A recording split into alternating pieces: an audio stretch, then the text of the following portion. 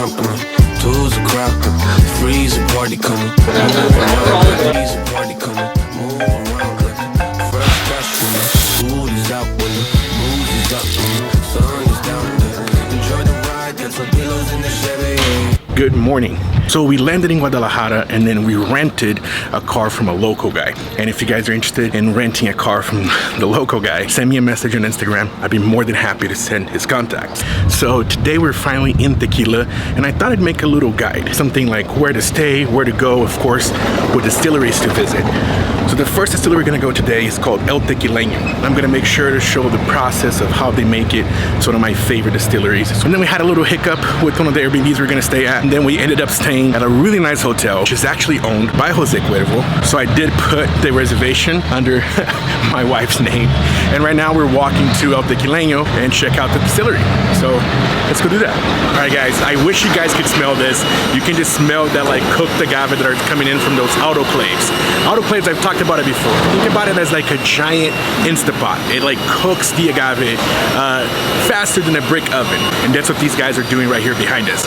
One of the things that I love about Tequileño is because it's a perfect mixture between like innovation and the new things of tequila and traditional as well, but also always thinking outside the box. For example, they have a reposado that's aged for around 6 years. But we'll talk a little bit more about that as well. After the mature agave is harvested, they're brought here where these guys cut them in half and remove the cogollo. That's a part of the agave that's very fibrous. It looks like this, and if left in the agave, it will make the tequila bitter. The agave is then placed in the autoclaves and cooked at a high pressure, which shows you that high pressure can still create great tequila and with no additives. The agaves come out like this, like agave candy, and the whole city of tequila smells like this. It's wonderful. The cooked agaves are then put into a roller mill machine that crushes, waters, and juices the agave, and the result is this. This is the agave tea or juice that will be fermented. This filters out the fibers. This is then pumped into the fermentation tanks where they will sit for about 50 hours. When ready, then comes distillation. Tequila is distilled always twice. In the El Tequileño, they use copper like most distilleries do. Here we are trying a high proof Blanco hot and straight from the still at 52 proof. And now we taste. Hi, it's me.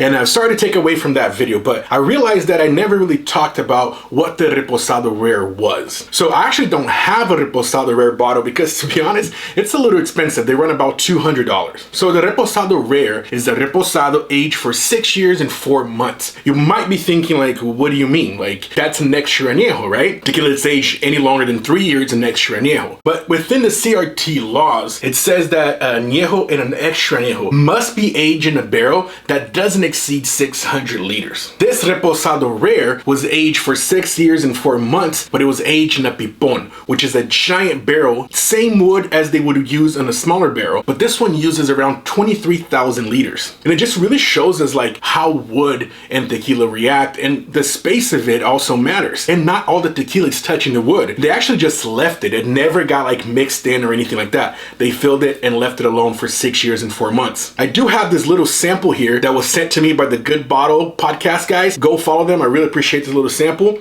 But yeah, let's try this and talk about it.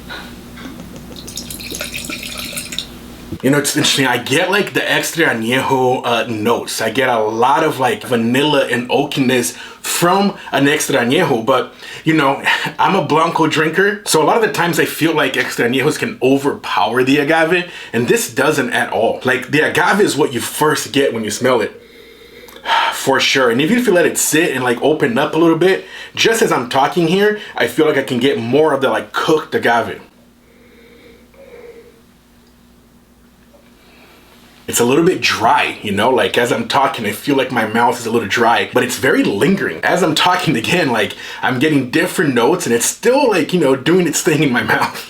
But I get like little notes of honey. It's really interesting. You know, would I buy this? If I was getting into tequila and I had a group of friends, I'd probably get together, buy this together, and then we can all share and talk about our tasting notes. It's a very awesome way to learn how wood reacts to tequila, and even the space where it's contained matters. And it's just unlike any other tequila you have. There's just absolutely nothing like this on the market, which is always fun as well. But anyway, I'll let you get back to the video. Salud. So guys, that was the tour of El Tequileño. I hope you enjoyed that. It was just such an awesome way, again, how Tequileño does the new stuff, you know, that's more like I don't know, more contemporary with like the cristalinos and the mixtos, but they still do both of those well.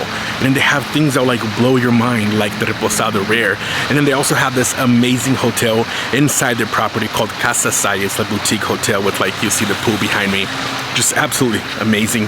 So I would definitely put El Tequileño on top of your list. Again, if you guys have any questions about any of the things that we did here, how to get in contact with them, how to even book Casa Sai, send me a message on Instagram. I love to help you guys. Right now, we're gonna head over to Fortaleza, which if you follow me for any amount of time, you'd probably know that that's one of my favorites, if not my favorite tequila. So I'm super excited to go check out new projects that they have, but that'll be for another video. So, saludcita y nos vemos.